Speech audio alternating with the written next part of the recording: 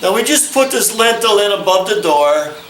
We had some problems here, and it's a store-bought lintel from a block company. But in the old days, we used to have to make our own lintels. So the video is going to be about putting this lintel in and making your own lintels like we did the old school days. And what happened above this door is this wall right here moved, and it created these openings, and it's kind of caving in up there. And this guy wants to replace this door. So they didn't put a lintel across here. It looks like it's caving in. I don't know what I'm going to do yet, but I'm going to try to sneak one in. I'm going to show you how I do that. Now right here we're looking at the other side of the door. You can see where the masonary's cracked. We're not going to rip the roof down. So we're going to do a little bit of fast masonry, or whatever you want to call it. Now here's where they did put a lintel in. You see it? And back in the old days, this garage was built in the 50s. Here's your block work here. And what they did is when they got to the top of their block work, they built forms. And they put these forms across, and then they poured it with cement and rods, because in those days they didn't make lintels. And like I tell you, everything's getting pre-made anymore.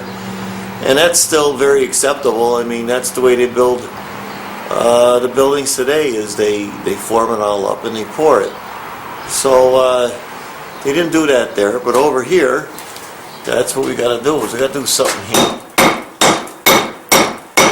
It looks like they filled just the block, so we got to get these blocks out of here.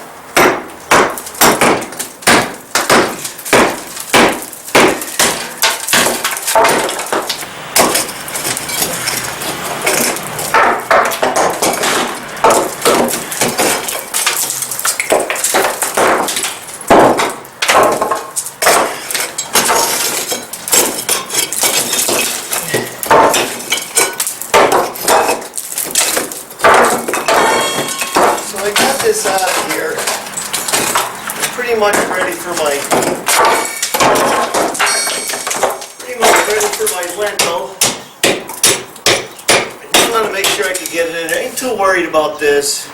This block in the background is going to hold it up. I'm going to put my lintel in, and then the owner, if he wants to do the other side, will come back another day and do the other side. So I went to the block company and got myself this lintel. And it's 48 inches long, and right here you see up, UP, they stamp them in there, because this lintel has a steel rod in there. Maybe it has two, I don't know, it depends on the maker. So this side always goes up. So sometimes we have to make our own lintels, and I'm going to show you how we did it a little bit old school. Now this is 6-inch block. So right here we're going to make our own lintel. This is the 6-inch block. And we're just going to line them up. I'm going to start cutting just like this.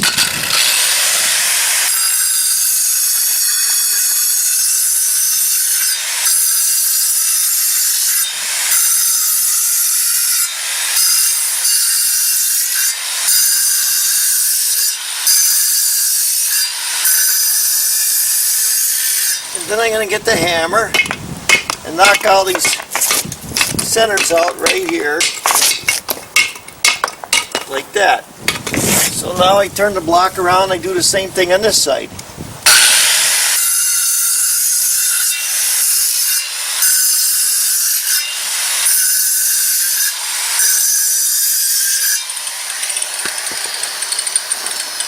And I get the hammer, knock them right out of there, just like that.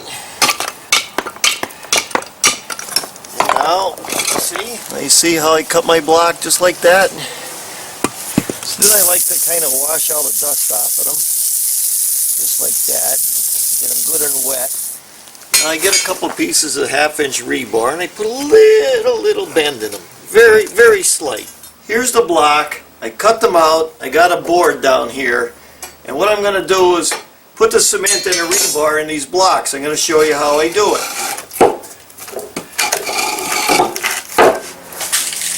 Now here's what I'm going to do. I mixed up some Portland 2-to-1. I'm going to put it in just like this. Sounds like a bomber's coming, doesn't it?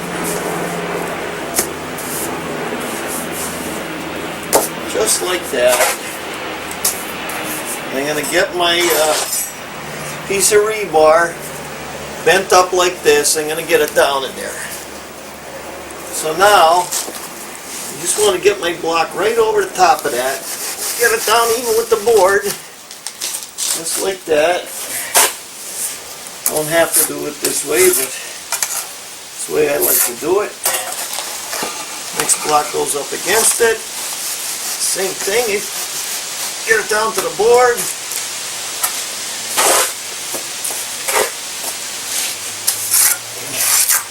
Same thing. Put this one in. Right down to the board. You can hear when it hits the board. And you go like this. Make sure your blocks are flat. You take a look at it this way. You feel a hump, you can knock it down a little bit. Run your trowel under it. Whatever you got to do. That's it. That's looking good. After that, we get that all in. We're going to start filling these blocks solid with Portland, just like this.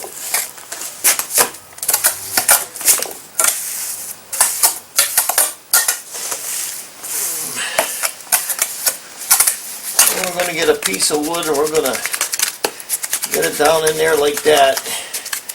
We want to make sure, you can see it bubbling at the bottom there. You want to make sure that everything is packed real good and tight, just like that. You get the rubber hammer and then you get it right down in there. That kind of settles everything. Then you get some more in there like that. Keep going.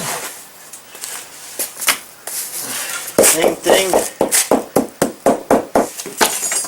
You get your other bar and you make sure the crown is up. You get it right down in there like that. And you fill it up. Just like that.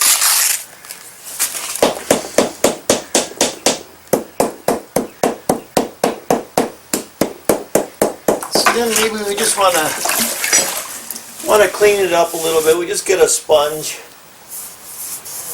like that, clean it up a little bit so it looks pretty. Use your striker, strike it up like the rest of the block work. See any bad spots, sponge it off, and that's it. So now it's 3 days later. I won't move these for at least 3 days because I don't want anything to happen to them. Then I get it up like that. There it is. So here's the lintel I made, and it's another way to go over the top of a doorway or the top of a window. And usually when I do it, I get a piece of door wall, go across the whole thing to make sure I'm tied in. If I'm really worried about the weight, then I could build another bomb beam right on top of it. Just another way to do things.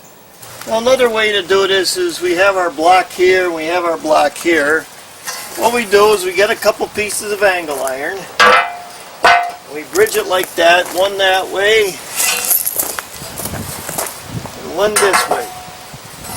And then what we do is we get our block and we cut it out like this. So now we're going to cut the block so it fits over the top of the angle iron.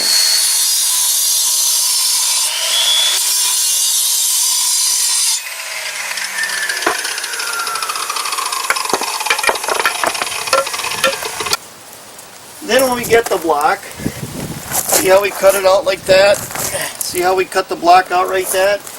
We go right over the top of that. We cement it on just like the regular block, and then we'll fill it solid. Some people will get 4-inch solids like this and do it like that. You could see a lot of people doing like that, but the weight of the cement, sometimes they go off. It all depends the way you want to do it.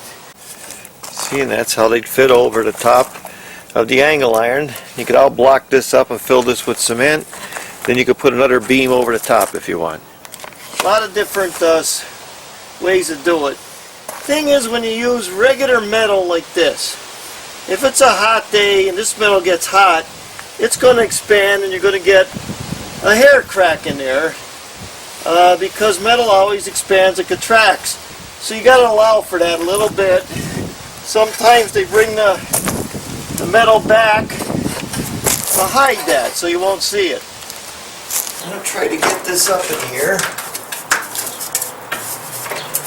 I'm praying that it's going to fit.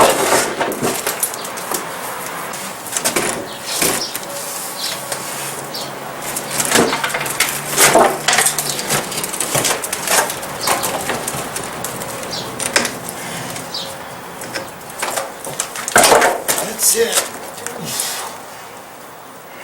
So I got it in here and I'm packing it pretty good. I want to make sure that's going to hold them block up. And then when they come around, we take the other side out, these block will be held up. It's only a couple up here, it's only holding up that plate. So I'm not going to worry about it. I just want to make sure it's packed good. And then I'm going to throw some brick in here.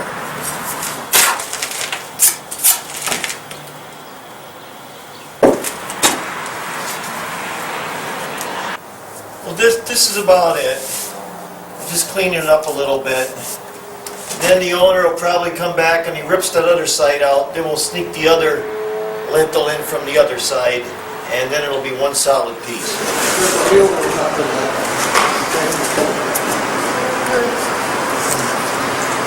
That's it. Perfect. I got it. The other one? Yeah.